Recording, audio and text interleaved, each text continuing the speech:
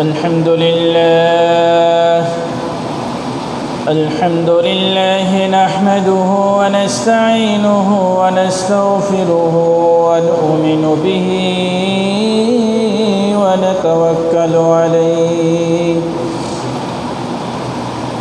ونعوذ بالله من شرور أنفسنا ومن سيئات أعمالنا من يهد الله فلا مضل له ومن يضلله فلا هادي له وأشهد أن لا إله إلا الله وحده لا شريك له وأشهد أن سيدنا ونبينا وشفيعنا وحبيبنا وطبيبنا ومولانا محمد عبد الله ورسوله أما بعد فأعوذ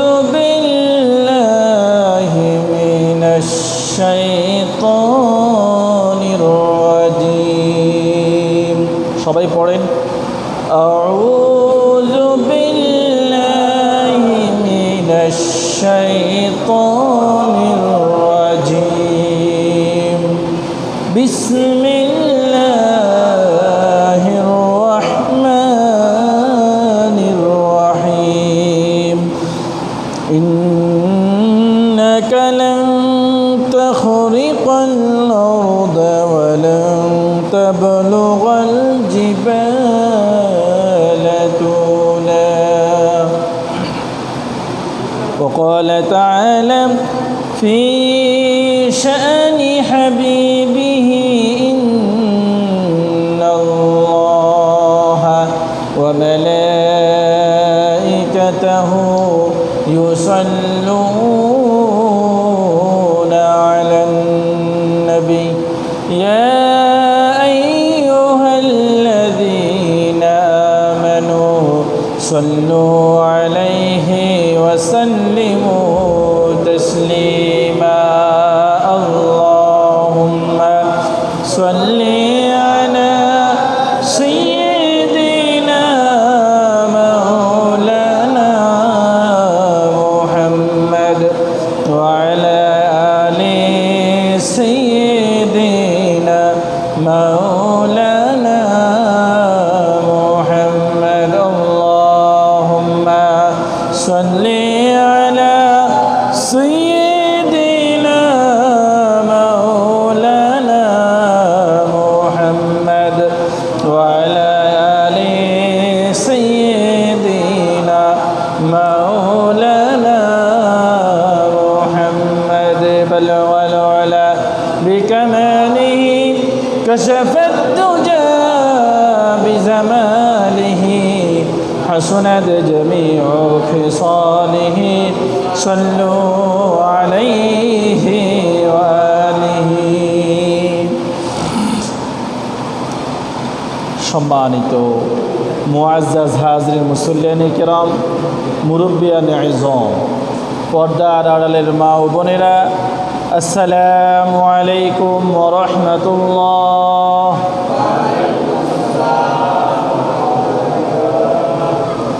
আল্লাহ সুবহানাহু ওয়া তাআলার দরবারে লাখো কোটি শুকরিয়া আদায় করছি যে রব্বুল আলামিন আমাদেরকে অত্যন্ত গুরুত্বপূর্ণ একটি নিয়ামত হায়াত তাইয়্যিবা দান করে সুস্থতার সাথে আল্লাহ রব্বুল আলামিনের দেয়া নিয়ামতের শুকরিয়া আদায় করার জন্য, আল্লাহকে সিজদা করার জন্য, আল্লাহর দেয়া হুকুম জুমার নামাজ আদায় করার জন্য মসজিদে আসার এবং বসার তৌফিক দান করেছেন।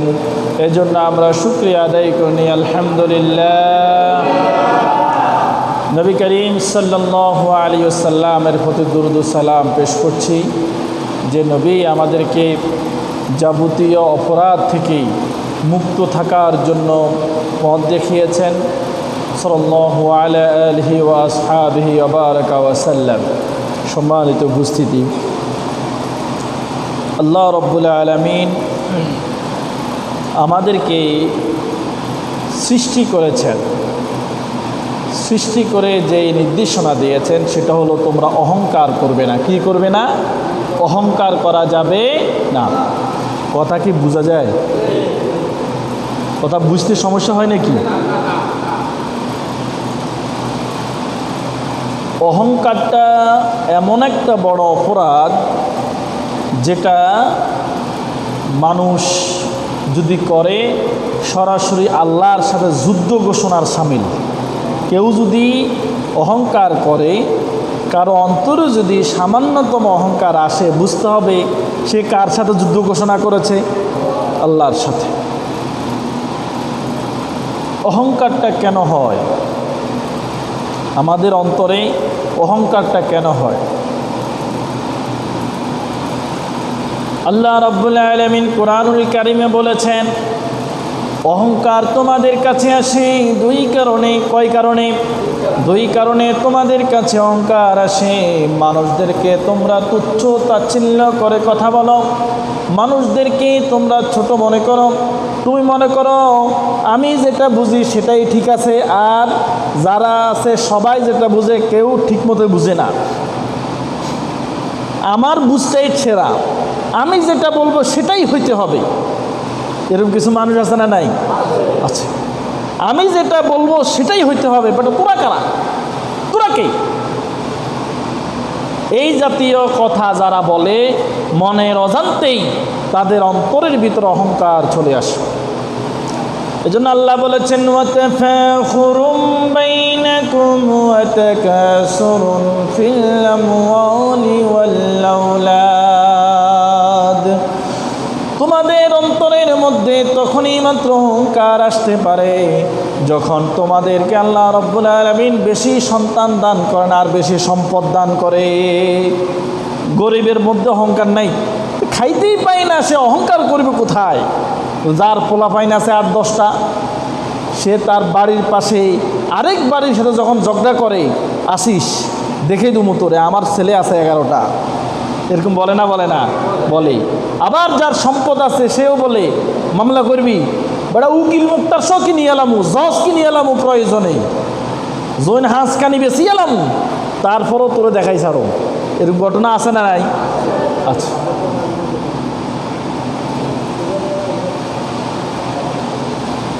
এই কথাটি রাসূলুল্লাহ সাল্লাল্লাহু আলাইহি ওয়াসাল্লামের সময়ও ছিল।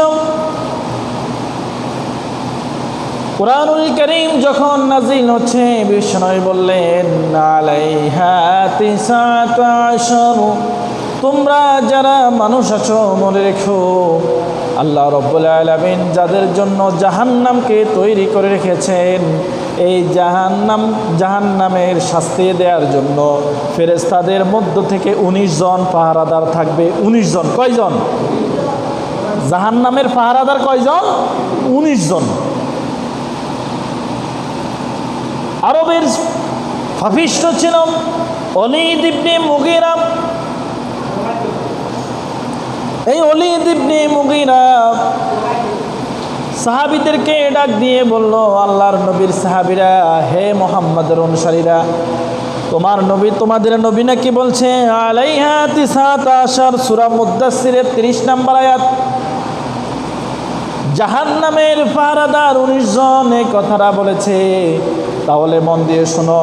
সমস্ত আরবের মানুষদেরকে ডাক দিয়ে বলল, মানুষরা, আমার ছেলে আছে 11 জন। কয়জন? ওলীদ ইবনে মুগীরা বলতেছে, আমার ছেলে আছে 11 জন। তোমরা জানো সবাই যুদ্ধ করতে পারদর্শী, সবাই যুদ্ধবাজ, আর আমি ওলীদ ইবনে মুগীরার তো কোনো হিসাবে নাই। আমি তো আমার ছেলেদের চেয়ে ভালো যুদ্ধ করি। তাহলে বাপ বেটা মিলে হলাম 12 জন। কয়জন? 12 জন। আমরা 12 জন মিলে জাহান্নামের 12 জন ফেরেশতারে ঠেকামু, আর তোমরা পুরা আরবের সব মানুষ মিলে কি 7 জনকে ঠেকাইতে পারবা না?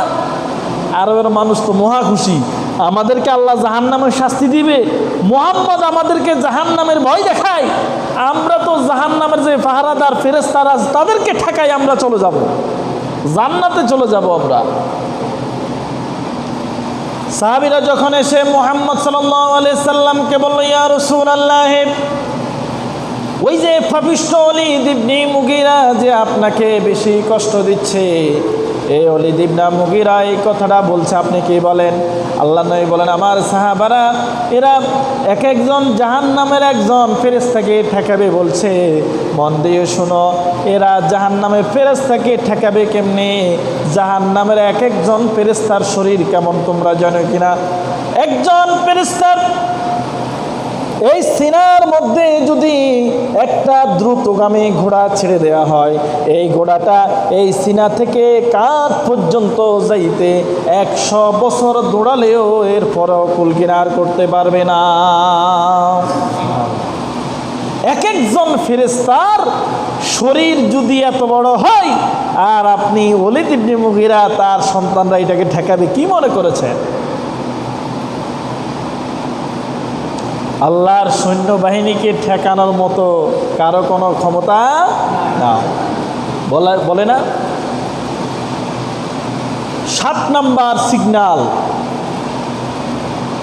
10 ফুট উঁচু করে জলোচ্ছ্বাসের সম্ভাবনা। বলে না 7 নাম্বার সিগন্যাল, 10 ফুট উঁচু করে জলোচ্ছ্বাসের সম্ভাবনা। সেনাবাহিনী, বিজিবি, পুলিশ, আনসার এই দুর্যোগ মোকাবেলা করার জন্য সবাই প্রস্তুত। সবাই কি? আল্লাহ বন্যা দিবে আর আপনারা গুলি মারবেন কেন? হ্যাঁ, আল্লাহ যে সৈন্যবাহিনী পাঠায়, এই সৈন্যবাহিনীকে মোকাবেলা করার কোনো ক্ষমতা আল্লাহ কাউকে দেয় নাই। এ ঝড়, তুফান, বন্যা, খরা এগুলা কার সৈন্যবাহিনী? আল্লাহর সৈন্যবাহিনী। এটা মোকাবেলা করার মতো কারোর শক্তি নাই। বরং আপনি এই কথাটা বলতে পারেন, এটার ক্ষয়ক্ষতি কিভাবে কমিয়ে আনা যায় সেভাবে আমরা প্রস্তুত হওয়ার চেষ্টা করছি আল্লাহর উপর ভরসা করে। আপনি এইটা বলতে পারেন, কিন্তু বন্যা মোকাবেলা করবেন, জলোচ্ছ্বাস মোকাবেলা করবেন, তুফান মোকাবেলা করবেন, এই মোকাবেলা করার কোনো সুযোগ আল্লাহ কাউকে দেন নাই। একটা লোক মৃত্যুর শয্যায় শায়িত আছে না, অনেকদিন মৃত্যুর জন্য কষ্ট করতেছে, এখন বলতেছে মৃত্যুর সাথে পাঞ্জা লড়তেছে। কি বলে? মৃত্যুর সাথে পাঞ্জা বুঝেনি? পাঞ্জা মানে কুস্তি করা। পাঞ্জা মানে কি? শুদ্ধ ভাষা বলে পাঞ্জা লড়ে, এটা বলে না। মৃত্যুর সাথে পাঞ্জা লড়ার ক্ষমতা কারো আছে? মালাকুল মউত ফেরেশতা যিনি জান কবজ করেন, এই ফেরেশতাদের সাথে লড়াই করার মতো কারো ক্ষমতা আছে? তো বলতেছে যে মৃত্যুর সাথে পাঞ্জা লড়তেছে। কোথায় পাইলেন মৃত্যুর সাথে পাঞ্জা লড়তেছে? এই কথাগুলা বলা মহাগুণা, মস্ত গুণা। সুতরাং এগুলা অহংকারকে উস্কে দেয়। কাউকে যদি আল্লাহ বেশি সম্পদ দান করে সে অহংকারী হয়ে যায়, আবার কাউকে যদি আল্লাহ বেশি সন্তান দান করে সেও কি হয়ে যায়? অহংকারী হয়ে যায়। আল্লাহ বলেছেন না, অহংকারী হওয়া যাবে না। তোমাদেরকে এই দুইটা জিনিস দিয়েছি পরীক্ষার জন্য। কিসের জন্য? লিয়াবলুয়াকুম আইয়ুকুম আহসানু আমালা। তোমাদের এই সমস্ত আমল কার্যক্রম যা কিছু আছে সব কিছু দিয়ে তোমাদেরকে আমি পরীক্ষা করতেছি। সম্পদ, সন্তান সব কিছু দিয়ে পরীক্ষা করব। যে পরীক্ষায় পাশ করবে তাকে জান্নাতে দেব, আর পরীক্ষায় ফেল করবে সোজা অহংকারের কারণে তোমাকে জাহান্নামে যেতে হবে।